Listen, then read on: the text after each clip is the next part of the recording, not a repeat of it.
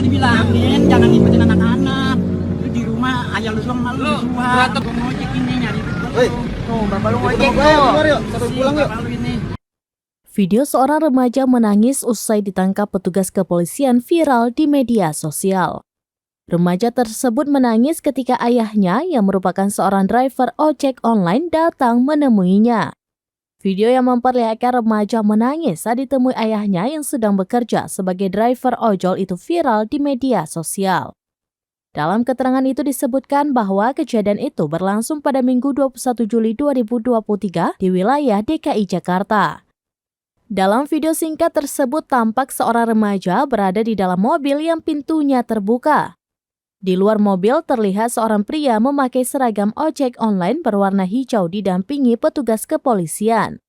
Ternyata pria tersebut adalah ayah dari remaja yang baru saja diamankan petugas kepolisian itu.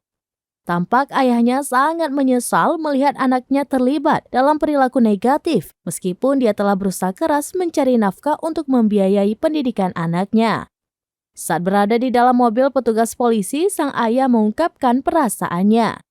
Remaja ini diketahui telah terlibat dalam tawuran antar remaja di wilayah tersebut. Meskipun sang ayah telah memberikan nasihat dan dukungan, anaknya justru mengabaikan nasihat tersebut. Sehingga sang anak tetap terlibat dalam perilaku yang merugikan dirinya sendiri dan orang lain.